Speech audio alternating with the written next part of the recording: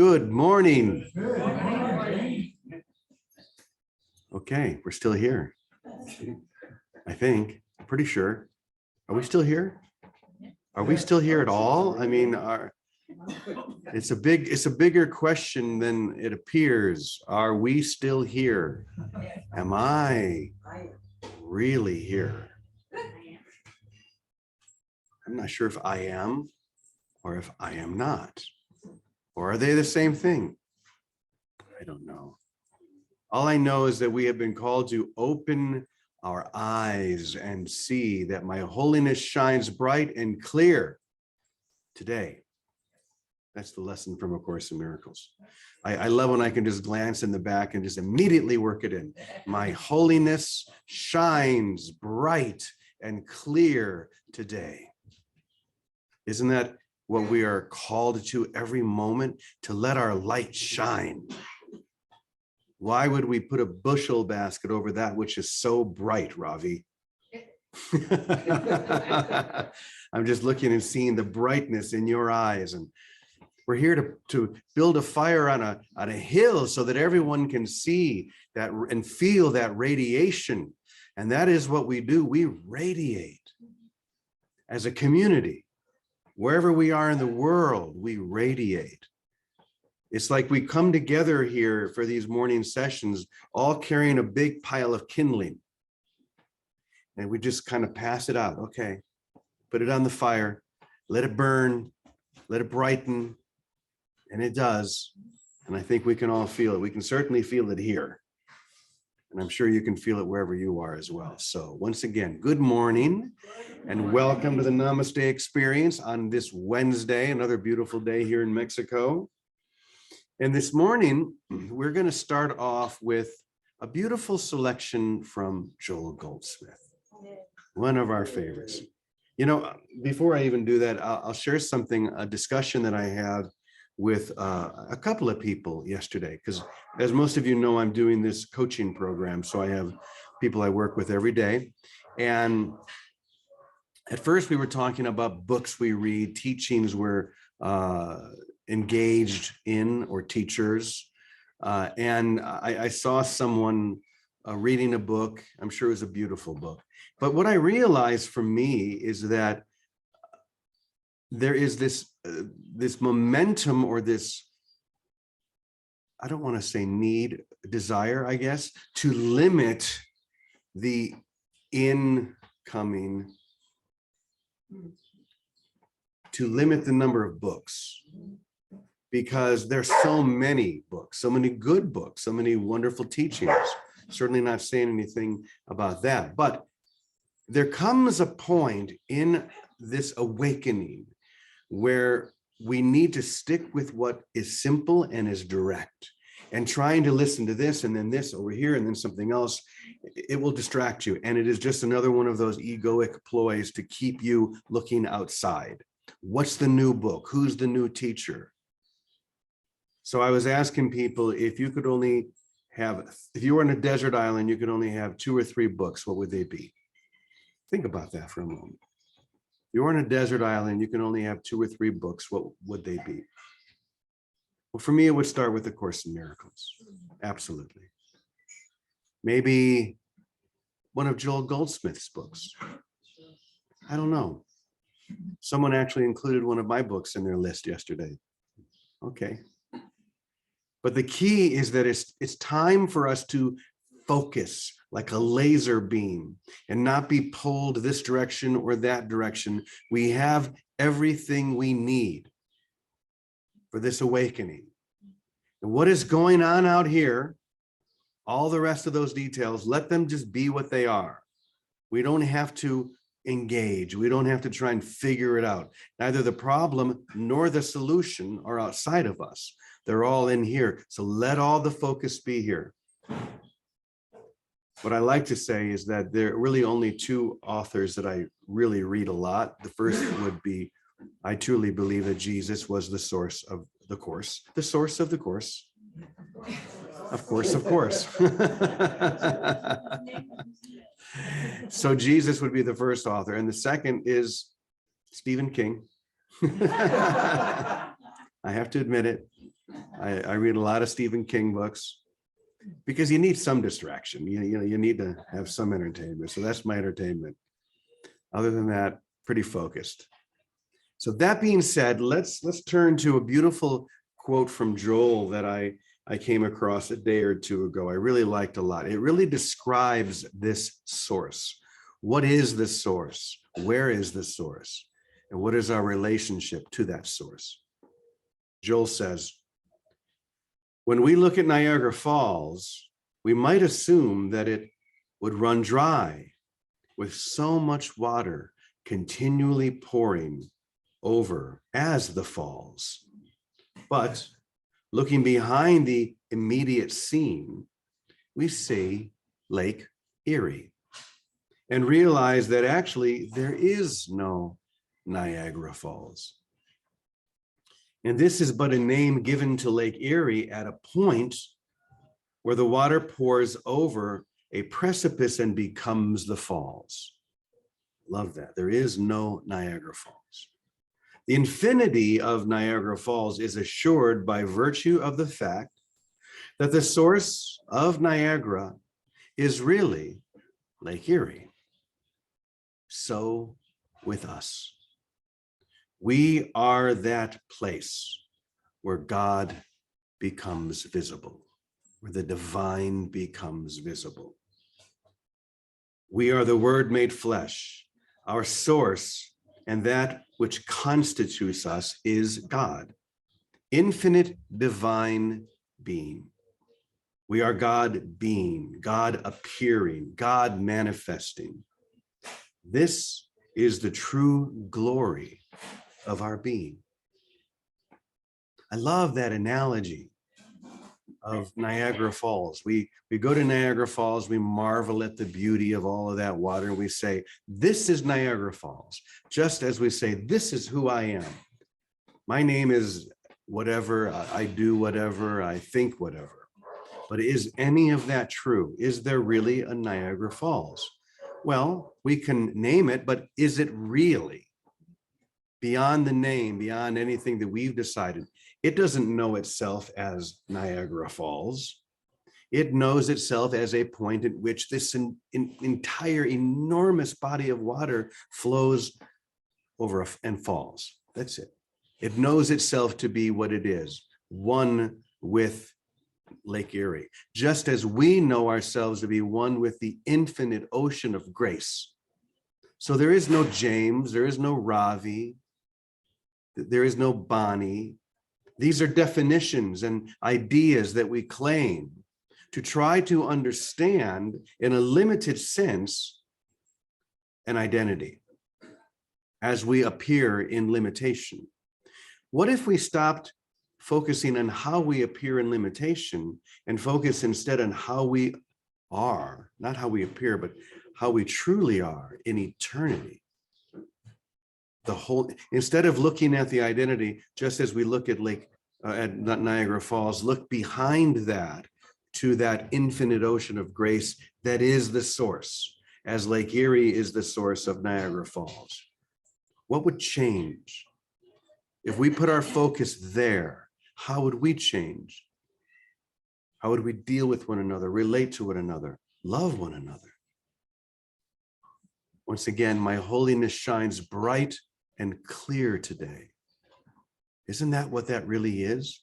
When I realize the source of my being, that I literally am God appearing, the Christ appearing here and now, not in a limited form, but in an unlimited being because of my source, which is unlimited.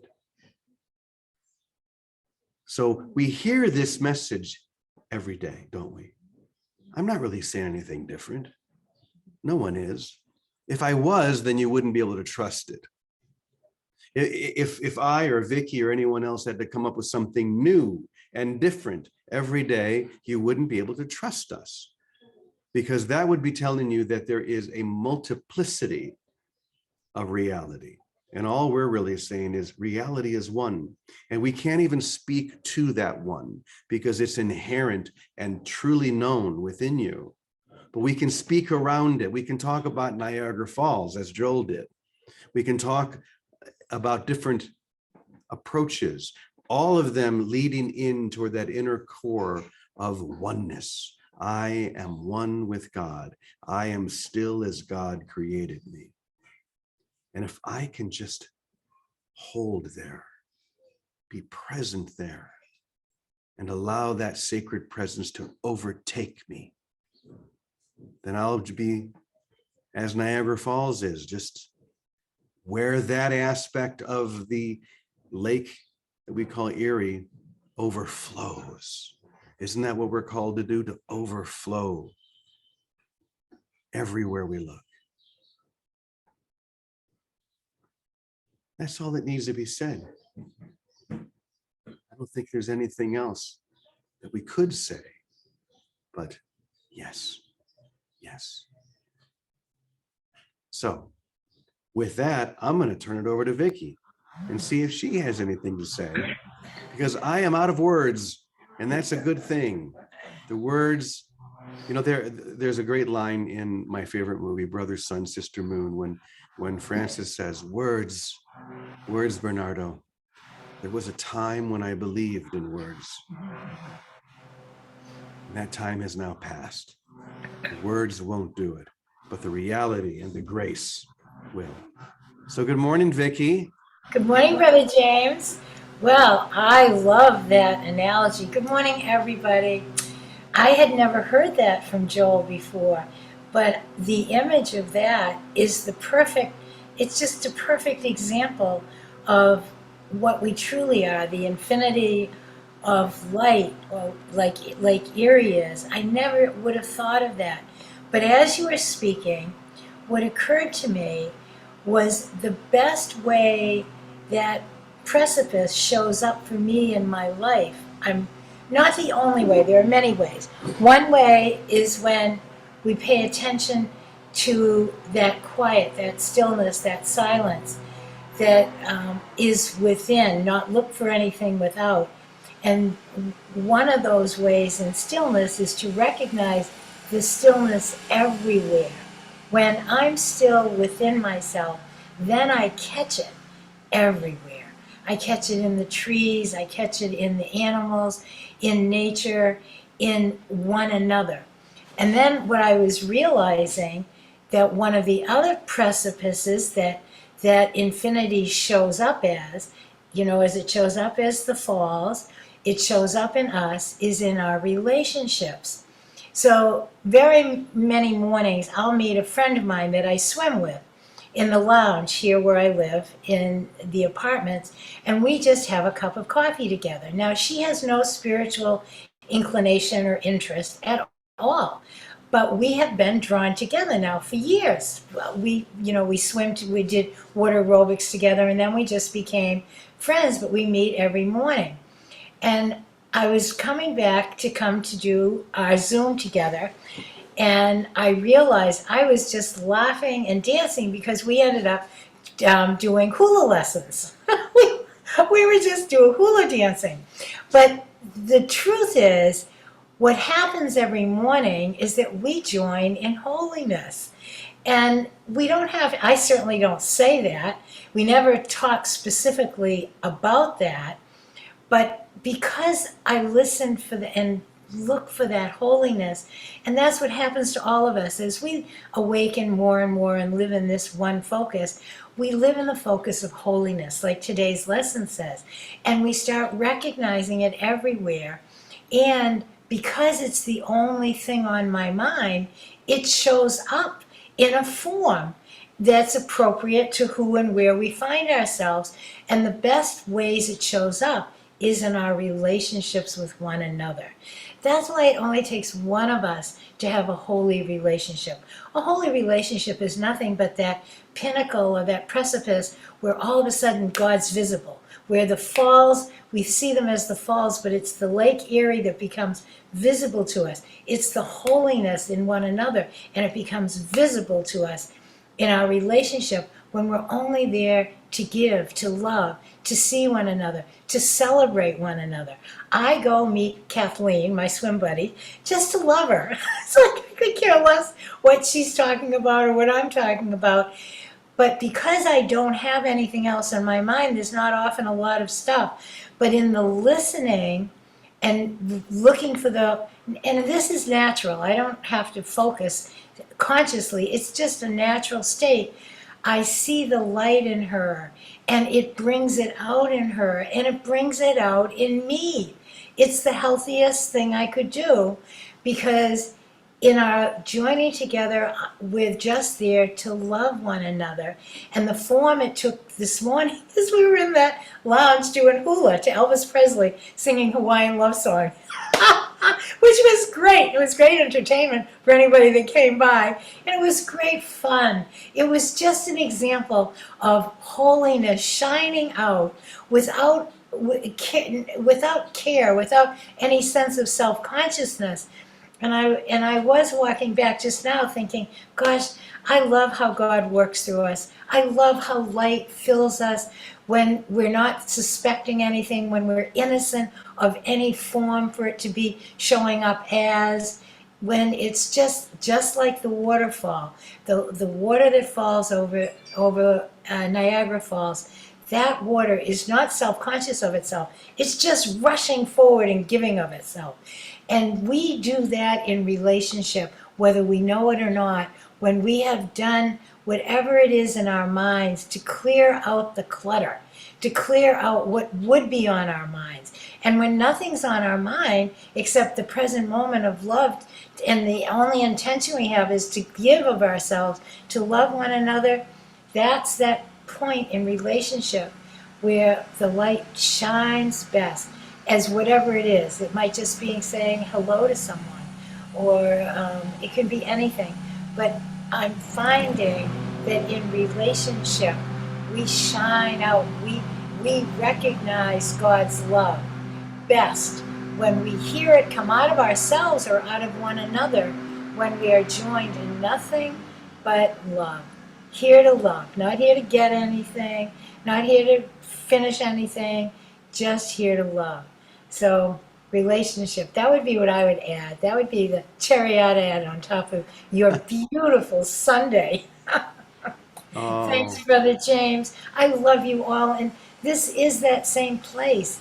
That's why I'm excited. Like, I can't wait to see what you're going to come up with every morning.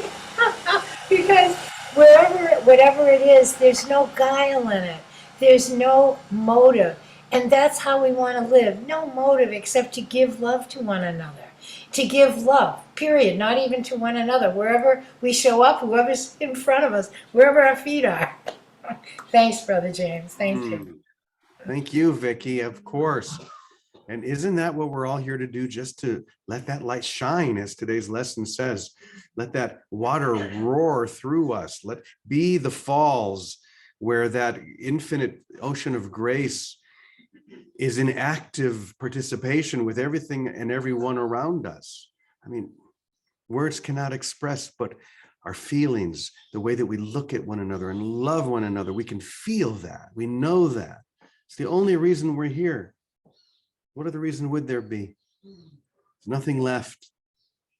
So, since we have a little bit of time left, I'm going to turn to Calico.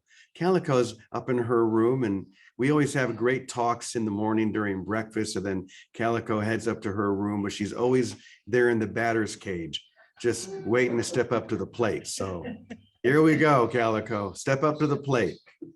Hola, everybody. Yeah, this is great. It's this ongoing inquiry that I am in. It's just a new presentation for me of being in this present moment of now. And it's, I have to say, it's a new experience for me because, well, I've shared a lot. The parable of Calico really learned how to see error and want to make a correction. That's kind of the hard wiring for me. Very codependent. And if you're codependent, you see where changes need to happen and where we can do that. And so I'm sitting in this place of desire. And I'm reading a lot about it in the book, and that would definitely be my book for the desert island. I'm reading a lot about just this whole concept of desire, and I realized I had a very limited definition of desire. Desire for me was, I want something from out there, you know, be it a person or a situation or a food or whatever. I wanted something. That was my definition of desire. And it's really being flipped on its head for me right now, because whatever I am thinking is my desire. So if I'm thinking anything about error, anything, that's my desire. Because whatever I'm thinking, that is my desire. And I want to think that. So if there's someone I want to make wrong, that's my desire. And I just, you know, I'm really sitting deeply with it. And it makes me want to throw up. when I really get, it's like, oh, that's just uglier than shit. And I don't want to do that. So it's like, as soon as that thought even just starts to formulate in my mind, and it's subtle, and I mean, it really takes some just staying in the moment of now for me to really see where it's just starting to gear up to see error. And I stop it immediately. It's like, no, you're no longer welcome in my mind, because I cannot be with how ugly and devastating that is in this mind of God that we all have.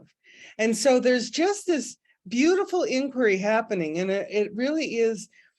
It's just me and my mind. That's all it is. And that's why I think I'm alone a lot, because it takes some perseverance to not get distracted out here by anything, you know, music, anything. And it's just to observe my mind on a regular basis to see. And it's funny, because these thoughts, when they start forming, you know, I have this image of, I was raised in the Midwest. I have this image of a tornado, and you know how tornadoes, they're not obvious initially, but you see the sky. And you know that in that sky somewhere is a tornado. And that's how these thoughts present to me. It's like, all of a sudden I feel this darkening sky. And it's like, and I stop it right there, because I do not want to see the tornado. I do not want to make something wrong. I do not want to see where there might be error that Calico needs to correct in some way, because that is just, I must say, it's intolerable for me right now. It's just going in that mindset of seeing error is not tolerated in my mind anymore. Like I said, I want to throw up. So I see the sky darkening and I immediately have this sense of, oh, I think I'm going to throw up. Stop now. Go drop into prayer. Holy Spirit, you know, help me see the sky is lightening up. And I don't even know what the thought is that's going to create the error, but I know that my mind is working up this desire to create error. Oh my God, you know, it's a full-time job. Me and my mind, it's a full-time job. Thank you very much. Oh, thank you, Calico. It is a full-time job. We have to be diligent. This does require focus and diligence to watch our minds, because this is really just mind training, to notice when we slip, notice when we begin to, or when the sky begins to darken. I'm from the Midwest as well, so I know what that's like. You look up there, it's like, ooh, this is tornado. These are tornado clouds. And for us, we need to know these are judgment clouds. And the judgment's about to come right down out of that cloud and start whipping things up. Let's stop it before that happens. Let's realize I am in the mind of God, and the mind of God is everywhere, every moment, every instant. There is only love. So thank you, Vicki. Thank you, Calico. And now I'm going to turn to our dear brother. We've talked about Niagara Falls. We've talked about tornadoes. We've talked about Elvis. Elvis was in here? Elvis was in there. Yeah, she was dancing the hula to an Elvis song. Hula, of course, swimming pools. So you're going to have a lot of material to pull from this morning. So I'm going to step aside and allow our brother Scott to come and bring this all together in song so we can celebrate this amazing opportunity. So come on in, Scott.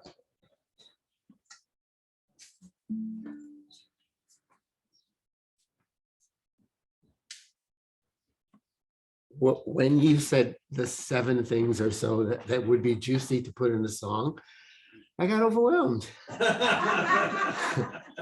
Performance anxiety. So I'm going to forget them all and have a ball.